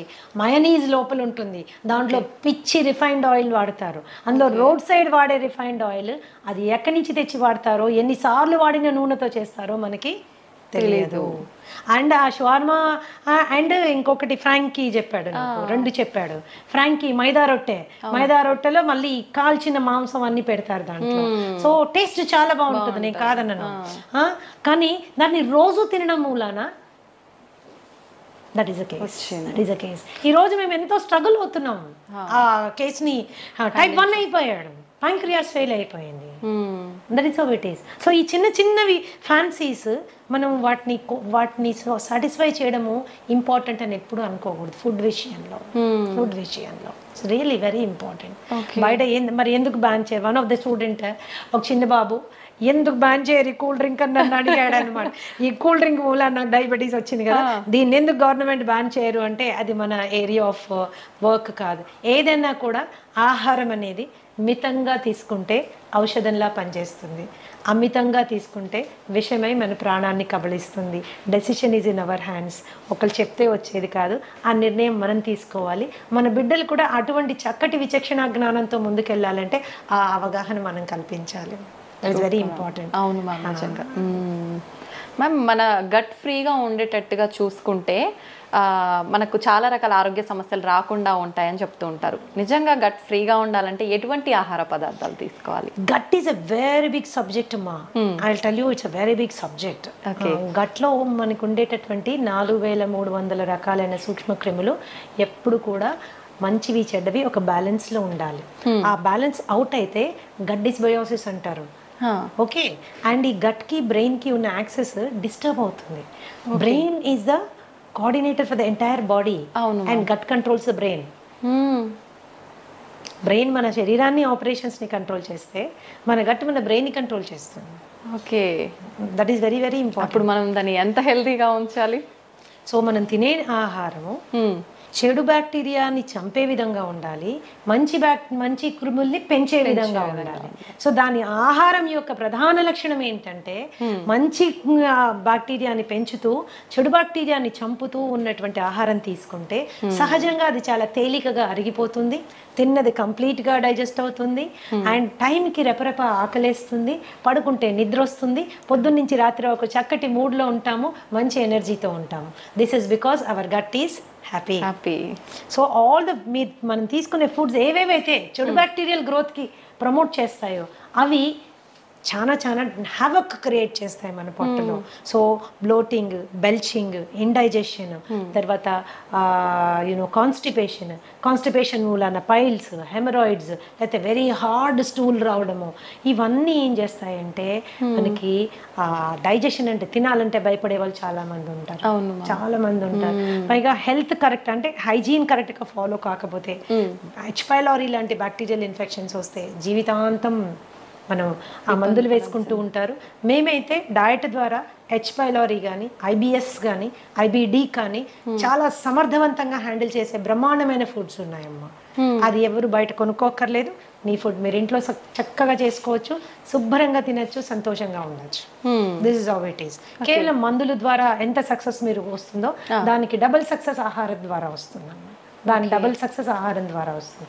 సో గట్ని ఇప్పుడు కూడా ఆరోగ్యంగా ఉంచుకోవాలి. చక్కటి పీచు పదార్థాలు ఉండేటటువంటి వెజిటబుల్స్ అండ్ ఫ్రూట్స్ మనం తీసుకోవాలి. చాలా మందికి ఏంటి అంటే వెజిటేరియన్స్ అయిపోండి, మీట్ మానేయండి అని చెప్తారు. చికెన్ మటన్ తినబాకండి, పొట్టంతా గడబడైపోతుంది, వేస్ట్ అని. నేనేం చెప్తానంటే ఆహారపు అలవాట్లు మనసుకి బాగా నచ్చిన ఫుడ్ని టక్కన మానేస్తే ఆత్మారాముడు బాధపడతాడు. ఎక్కడో ఫీల్ అవుతాం మనం, ఏంటి లైఫ్, ఏమి తినలేము, నాకు నచ్చిన చికెన్ తినలేకపోతున్నాను, నాకు నచ్చింది అది తినలేకపోతున్నాను, ఏంటి ఇట్లా, ఎందుకు అసలు లైఫ్, బేసిక్ ఫుడ్స్ అవి. అప్పుడు ఏంటంటే they are upset about it. When they are upset nothing can be set. When you're upset nothing can be set అని, అంతా డిస్టర్బ్డ్ గానే ఉంటుంది. సో చికెన్ మటన్ లాంటివి తినేటప్పుడు కూడా దాని కాంబినేషన్స్ మంచి ఫైబర్ ఫుడ్తో కాంబినేషన్ చేసుకుని మీరు తిన్నప్పుడు ఎటువంటి ఇబ్బంది రాదు, ఈజీగా డైజెస్ట్ అవుతుందని. So easy digestion is very important. Easy digestion అంటే ఓన్లీ పెరగన్నం కాదండి, you can eat everything in life. So మంచి వెజిటబుల్స్, ఎగ్స్, పెరుగు, తర్వాత you can have all these things అనమాట. అండ్ పీచు పదార్థం అనగానే అన్నీ ఏవో పిల్లలకి గ్రీన్ ఆకులు చూడగానే చిరాకు వస్తుంది, ఇప్పుడు ఈ గడ్డి తినాలా అని. సో అలా కాదు. So you can go for everything, all kinds of కాంబినేషన్స్లో మనం వెళ్ళొచ్చు. అలాగే మనకి రాజ్మా ఆర్ మన కాబూలీ చనా, బొబ్బర్లు, ఇలాంటివన్నీ మనకి చాలా మంచి ప్రోటీన్ ప్లస్ మంచి ఫైబర్తో వస్తుంది. అది తిన్నప్పుడు ఏంటంటే మనకి గట్ సెట్ అవుతుంది. దెర్ ఈస్ ఏ వే అండి, 8 to 12 weeksలో సెట్ చేసేస్తాం గట్ విత్ ఫుడ్ ఓన్లీ. అది ఎంత సీరియస్ ఇష్యూ అయినా. కాబట్టి నేనేం చెప్తున్నానంటే చక్కటి ఆహారాన్ని ఎన్నుకోండి. హోమ్ మేడ్ ఫుడ్కి 90% ఇంపార్టెన్స్ ఇవ్వండి. పార్టీలు ఇంట్లో హోస్ట్ చేయండి. మనం కావాల్సిన డ్రింక్స్ కానీ ఏదైనా కూల్ డ్రింక్స్ అట్లాంటివి కూడా ఇంట్లో చాలా చేసుకోవచ్చు. డెజర్ట్స్ అంటారా, బ్రహ్మాండమైన స్వీట్లు హెల్దీగా చేసుకోవచ్చు. ఓకే, బ్రహ్మాండంగా. జీవితంలో ఏది వదులుకోవాల్సిన అవసరం లేదు, ఎంజాయ్మెంట్ ఇన్ రైట్ వే చేసుకుంటే నీ గట్ని gut is the starting point for all diseases. దాదాపుగా 200 రకాలైనటువంటి జబ్బులు ఇక్కడి నుంచి స్టార్ట్ అవుతాయి. సో దీన్ని జాగ్రత్త పెట్టుకోవడం మనకి చాలా ఇంపార్టెంట్. ఏం ఫుడ్స్ ఉన్నాయి, ఎలా తినాలి, that is how it is. ఎప్పుడన్నా ఒకరోజు అంటే మేడం మమ్మల్ని హోటల్కే వెళ్ళొద్దంటారా, నేను ఒక్కసారి కూడా బిర్యానీ తినద్దా, ఇంకా నేను ఎందుకు, అందులో హైదరాబాద్లో ఉండి నన్ను బిర్యానీ తినొద్దంటారా అంటే ఓఎస్ తినండి తప్పకుండా, ఎందుకు మానేస్తారు, అలా మానేయమని చెప్పట్లేదు. కానీ దానికి మీ పొట్టని మిమ్మల్ని ప్రిపేర్ చేసుకోండి. Go to A place where biryani is done with ghee and not with Dalda. ఇంట్లో మీ ఆవిడకి బిర్యానీ చేయడం నేర్పించండి, కానీ ఇంట్లో చేస్తే మనకు నచ్చదు కదా. సో మీరు అలా తిన్నప్పుడు ముందు రోజు వెనక రోజు కూడా there are certain things you have to follow so that you can balance your. ఇందాక చెప్పాను, ఇప్పుడు చెప్తాను, మళ్ళీ కూడా చెప్తానమ్మా, ఎప్పుడో 2-3 నెలలకు ఒకసారి చేసింది మనకి అది బాడీ ఎఫెక్ట్ అవ్వదు. కానీ డైలీ అదే పనిగా యంగ్స్టర్స్, నాకు తెలుసు చాలా మంది ఐటీ ఎంప్లాయీస్ వస్తారు నా దగ్గరికి, ఏంటమ్మా ఎవరు వంట చేస్తారంటే స్విగ్గీ పేరు, జొమాటో పేరు చెప్తాను. So everyday it is and online food. And కాబట్టి ఏమవుతుందంటే అది కన్వీనియన్సే కానీ కంఫర్ట్ కాదు, హెల్త్ అంతకంటే కాదు. Very definitely expensive. కాబట్టి కొద్దిగా వంట చేసుకోవడం అనేది ఇప్పుడు అవుట్ ఆఫ్ ఫ్యాషన్ అయిపోయింది మా, ఆ ఫ్యాషన్ మళ్ళీ మనం క్రియేట్ చేయాలి. దట్ ఈస్ రియల్లీ ఇంపార్టెంట్ అన్నమాట. ఎందుకంటే వంట అనేది కేవలం హెల్త్ ఒక్కటే ఇవ్వదు, మనుషుల మధ్యలో అనుబంధాలు, బంధాలు, ప్రేమలు అన్ని పెరుగుతాయి. ఈ రోజు కూడా నీకు మీ అమ్మ చేసే ఆ పలానా వంట అని ఎందుకు గుర్తుంటుంది అంటే ఇంగ్రీడియంట్స్ అన్ని సేమే, ఆమె ప్రేమ అందులో ఉంటుంది, అంత ప్రేమగా చేసి నీకు నోట్లో పెడుతుంది, నువ్వు వెళ్ళినప్పుడు నీకు అది కావాలని అడుగుతుంది. అవన్నీ బంధాలు పెంచుతాయి. స్విగ్గీ జొమాటోలో తెప్పించి పెడితే it won't create a feeling, it won't create a relationship. లేని రోగాలు తీసుకొచ్చిస్తున్నట్టే మ్యామ్. ఇంకా ప్రేమ అంటే ఇంగ్రీడియంట్స్ మనకు తెలియదు, టేస్టీగా ఉండొచ్చు, నేను అసలు కాదన్న, డెఫినెట్ గా టేస్టీగా ఉండొచ్చు, బట్ ఇంగ్రీడియంట్ మీద మనకి కంట్రోల్ లేదు. So that is how it is. Ma'am food ఎలా చేస్తున్నాము, ఏం తింటున్నాము, ఇది ఒక ఎత్తు అయితే ఏ టైంకి తింటున్నాం అనేది కూడా ఇంకొకటి, దాని గురించి చెప్పండి మ్యామ్. ఒకటిమా ఏ టైంకి తింటున్నామో, ఎన్నిసార్లు తింటున్నామో, these are 2 very important things everybody should understand. So research ఈరోజు there is loads of research ఏం చెప్తుంది అంటే snacking is the worst habit. పొద్దున్న బ్రేక్ఫాస్ట్ తిన్నాము, మధ్యాహ్నం లంచ్ తిన్నాము, రాత్రికి డిన్నర్ తిన్నాము, ఇది ఎప్పుడు మనకి ట్రబుల్ క్రియేట్ చేయదు. ఓకే. పొద్దున బ్రేక్ఫాస్ట్ తిన్నాము, మధ్యలో టీ అండ్ స్నాక్స్ తిన్నాము, మధ్యాహ్నం మళ్ళీ లంచ్ తిన్నాము, 4 గంటలకు సమోసా తిన్నాము, 5 గంటలకు కాఫీ తాగాము, 6 గంటలకు టీ తాగాము, 7 గంటలకు 7:30కి వెళ్ళి మళ్ళీ డిన్నర్ తిన్నాము, రాత్రి 12ంటికి పడుకునేటప్పుడు స్విగ్గీలో ఏదో ఒకటి తెప్పించుకుని తిన్నాము. This is going to cost trouble. This leads to obesity. Okay. Extra calories మూలన వెయిట్ పుట్ ఆన్ అవ్వడం స్టార్ట్ అవుతుంది. వెయిట్ ఒకసారి పుట్ ఆన్ అయ్యారంటే ఒబెసిటీ అనేది ఏంటంటే ప్రపంచంలో అన్ని కండిషన్స్ కంటే అతి దారుణమైన పరిస్థితి. కొన్ని millions of people are dying because of obesity, అధిక బరువు మూలాన. Okay, so this is very important. ఏ రోజైనా ఇప్పుడు మీరు ఆ మధ్యలో తినే స్నాక్స్ని కట్ చేయండి, న్యాచురల్గా స్లిమ్గా అవ్వడం స్టార్ట్ అవుతారు, ఫేస్ కాంతివంతంగా అవుతుంది. Snacks will do a lot of. ఒకవేళ స్నాక్ తినవలసిన అవసరం వస్తే హెల్తీ ఆప్షన్ చెక్ చేసుకోండి, హెల్తీ ఆప్షన్ తీసుకోండి. ఎప్పుడైతే మీరు బాగా డీప్ ఫ్రైడ్ మైదాతో చేసినటువంటి సమోసాస్, కచోరీస్ ఇలాంటివి తిన్నారనుకోండి, తిన్న 10 నిమిషాల లోపల సివియర్ డిహైడ్రేషన్ అవుతుంది. ఓకే. దాహం వేస్తుంది. ఆ దాహం వేయగానే మనం ఏం చేస్తాం? కూల్ డ్రింక్ తాగుతాం. ఈ కూల్ డ్రింక్ తాగితే ఏమవుతుంది? బొచ్చడంత sugar will go into your blood stream. There is a spurt, sudden గా రేజ్ అవుతుంది, అవసరం లేని క్యాలరీస్ అన్ని. ఆ టైంకి మీరు టెంపరీగా ఎగ్జైటెడ్గా ఉంటారు. తర్వాత ఏమవుతుంది? 15 నిమిషాల లోపల ఈ రైజ్ అయింది టక్ అని పడిపోతుంది. It causes irritation, anxiety and depression. Okay. It is a cycle అన్నమాట. ఇది మన ఆలోచన విధానాన్ని, ఆహారపు అలవాట్లని, శరీర ఆరోగ్యాన్ని మొత్తంగా డిస్టర్బ్ చేసి పడేస్తున్నాను. సో ఆ టైంలో మీరు ఏదైనా హెల్దీ తీసుకోండి, ఫ్రూట్ తినడం అలవాటు చేసుకోండి. ఆకలి వేస్తుంది కదా, ఒక అరటిపండు తినండి, ఒక ఆపిల్ తినండి, దాంతోపాటు సీడ్స్ నట్స్ ఒక డబ్బాలో వేసుకొని పెట్టుకోండి, ఒక గ్రీన్ టీ పెట్టుకోండి, ఒక 3-4 స్పూన్లు నట్లు సీడ్లు తిని చక్కగా ఒక గ్రీన్ టీ తాగండి. కడుపులో ఫీలింగ్గా ఉంటుంది, హ్యాపీగా ఉంటుంది, హెల్దీ కూడా. అలాగే there are so many fillers. ఇప్పుడు మీ ఫూల్ మఖానా కానీ, మురమురాలు కానీ, అట్టుకులు కానీ, వీటితో ఎన్నో రకాలైనటువంటి హెల్దీ గ్యాసెస్ రాకుండా ఉండేటటువంటి చేసుకోవచ్చు. మరీ ఆకలేస్తుంది అనుకున్నప్పుడు తినచ్చు, అట్లాంటి నో ప్రాబ్లమ్ అబౌట్ ఇట్. కానీ ఆ టెంపరీగా రోడ్ మీద దొరికే బజ్జీలు, పునుగులు అండ్ యూనో సమోసాలు, వాడెవర్ అన్నీ దొరుకుతాయి, అది మాత్రము స్కిప్ చేయాలి. చాలా ఘోరం అది. With due respect to all those people, అది మనకి పడినప్పుడు దాన్ని వదిలేసుకోవడం అంత ఉత్తమమైన విషయం ఇంకొకటి లేదు. And night 7:30 to 8 o'clock is the best time to have your dinner. ఎప్పుడు గుర్తుంచుకోండి, పడుకునే టైంకి, భోజనం చేసిన టైంకి మధ్యలో 3 గంటల వ్యవధి ఉండాలి. మీరు 7 గంటలకల్లా తిన్నారనుకోండి, 10కి పడుకోవచ్చు. ఓకే. 8కి తిన్నారనుకోండి, ఆఫీషియల్గా మీరు 11కి పడుకోవాలి. అవును. 9కి తిన్నారనుకోండి, 12 ఏమవుతుంది? డైజెషన్ మొత్తం డిస్టర్బ్ అవుతుంది, యువర్ స్లీప్ సైకిల్ డిస్టర్బ్ అవుతుంది. ఇలా జరగడానికి వీల్లేదు. You have to remember that. And quantity ఎంత ఏంటి అనేది కూడా మనకి ఎంత అవసరం. ఒకటే రకమైన ఫుడ్ తినే అలవాటు చాలా మందికి ఉంటుంది. కూర నచ్చితే స్టార్టింగ్ నుంచి ఎండింగ్ వరకు అదే కూర, ఇంకొకటి ఏదో నచ్చితే అటు నుంచి అదే కూర. సో ఒక బ్యాలెన్స్డ్ డైట్ ప్లేట్ అనేది మనము మెయింటైన్ చేసుకోవాలి, అన్నీ ఉండేటట్టు చూసుకోవాలి, ఆల్ కైండ్స్ ఆఫ్ థింగ్స్. ఇప్పుడు టైం మనకి లేదు, అన్నిటికీ మన బాస్ కోసం టైం ఉంది, ఉద్యోగం కోసం టైం ఉంది, టార్గెట్స్ కోసం టైం ఉంది, కానీ మన కోసం మనకి టైం లేదు. సో ఈ థాట్ ప్రాసెస్లో కూడా కొద్దిగా మనం మార్పు తెచ్చుకోవాలి. యంగ్స్టర్స్ మరి ముఖ్యంగా ఏంటంటే మంచి తెలివితేటలతో ముందుకెళ్తున్నారు, పెద్ద పెద్ద ఉద్యోగాలు చేస్తున్నారు, లక్షల్లో సంపాదిస్తున్నారు, కానీ వాళ్ళ శరీరం గురించి వాళ్ళు పట్టించుకోవడానికి వాళ్ళకి టైం ఉండడం లేదు. దాన్ని ఎలా అయినా అకామిడేట్ చేసుకోవాలి. బ్రేక్ఫాస్ట్ కూడా సాధ్యమైనంత త్వరగా, మీల్కి మధ్యలో 3 గంటల గ్యాప్ ఉండాలి. 3 గంటల టైంలో మీరు కావాలంటే మంచినీళ్ళు తాగొచ్చు, సింపుల్. కావాలంటే మంచినీళ్ళు తాగొచ్చు. మరి ఏదైనా వర్క్ ప్రెషర్ మూలన కొద్దిగా తలనొప్పి వస్తుంది అన్నప్పుడు గ్రీన్ టీ తాగొచ్చు, జింజర్ టీ తాగొచ్చు, ఒక గ్లాస్ మజ్జిగ తాగొచ్చు, ఒక గ్లాస్ కొబ్బరి నీళ్ళు తాగొచ్చు. Okay, these are the best alternatives. ఆ స్నాకింగ్ మానేసేయాలి. ఎస్పెషల్లీ డయాబెటీస్ ఉన్న వాళ్ళైతే మీరు స్నాకింగ్ మానేసిన వెంటనే మీకు కనీసం ఒక 10-20 యూనిట్లు షుగర్ తగ్గుతుంది అనమాట. Okay, that's how it is. These are the important factors you have to remember. ఎప్పుడు బ్రేక్ఫాస్ట్ చక్కగా హెవీగా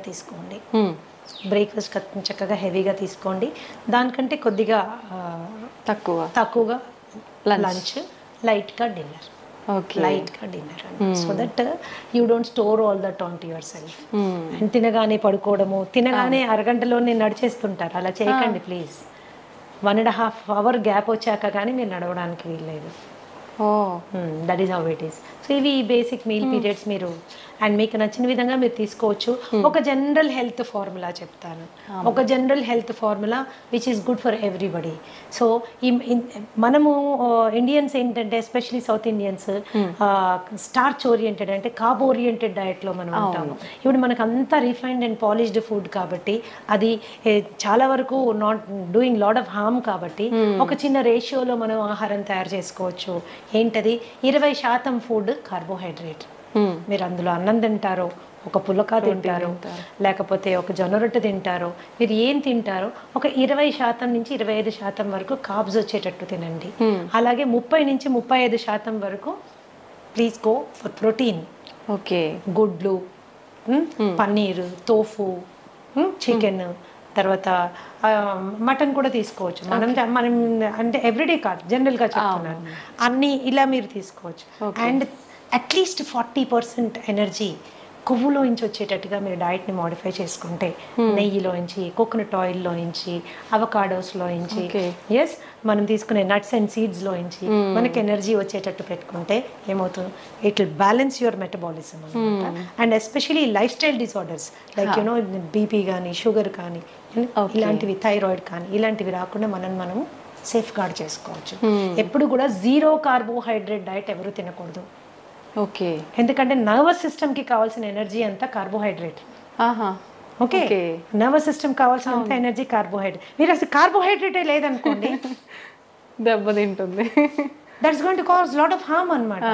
0 కార్బోహైడ్రేట్ డైట్ ఎప్పుడు తీసుకోవద్దు. చాలా మంది చేసేస్తుంటారు, డైట్ అన్ని మానేస్తారు, ఉట్టి వెజిటబుల్స్ మాత్రమే. అందులో కూడా కొద్దిగా కార్బోహైడ్రేట్ ఉంటుంది, కానీ మనకు కావాల్సింది సరిపోదు. ఓకే ఓకే, మేము క్యాన్సర్ పేషెంట్స్కి కూడా 10-15% కార్బోహైడ్రేట్ పెడతాం నేను. ఓకే, బికాస్ నర్వస్ సిస్టమ్ మనము మేనేజ్ చేయాలి, బ్లాక్అవుట్ అయిపోతాం లేకపోతే. ఓకే, ప్రోటీన్ కూడా విపరీతం ప్రోటీన్ తీసుకోకండి. 1/2 కిలో చికెను, 1/2 కిలో మటను, లేకపోతే 1 డజన్ గుడ్లు, కొన్ని డైట్స్ నేను విన్నాను. ఇవేమవుతుందంటే మనకుండే కిడ్నీ ఎంత ఇంత, దాని మీద ఎంత లోడ్ వేసింది కిడ్నీ, ప్రోటీన్ ఫిల్ట్రేషన్ ఎక్కడ జరుగుతుంది? కిడ్నీలో జరుగుతుంది. లోడ్ వేయబాకండి. పీస్ఫుల్గా మీ డయట్లో 30 to 35% మీరు ప్రోటీన్ పెట్టుకోండి. మిగతా అదంతా ఎనర్జీ ఫ్యాట్లో వచ్చేటట్టు పెట్టుకోండి. కనీసం 40 నిమిషాలు ఏదన్నా మీరు జీవితాంతం చేయగలిగిన ఎక్సర్సైజ్ చేయండి. Any exercise which you can do always, అలాంటి ఎక్సర్సైజ్ చేయండి. సాధ్యమైనంత వరకు ప్రశాంతంగా ఉండే ప్రయత్నం చేయండి. That's how it is. It is a simple formula for health అని. ఓకే, నిజంగా చాలా సంతోషం మ్యామ్. ప్రతి ఒక్కరికి కూడా మనము ఫుడ్ చేంజ్ చేసుకొని ఒక బ్యాలెన్స్ డైట్ మెయింటైన్ చేస్తే హెల్తీగా ఉంటాము అనే ఐడియా ఉంటుంది. బట్ అసలు ఏం తీసుకోవాలి, ఎలా తీసుకోవాలి, ఎంత మోతాదులో తీసుకోవాలి, ఇది ఒక పెద్ద సమస్య మ్యామ్. నిజంగా మీరు ఎంత క్లియర్గా అంటే ఎంత మాకు వద్దు అనుకునే వాళ్ళు కూడా కూర్చొని విని బ్యాలెన్స్ అది ఫాలో అయ్యే విధంగా చెప్తారు మ్యామ్. చేసుకోవాలి. That is how it is. Thank you ma'am, thank you very much. నమస్తే మ్యామ్.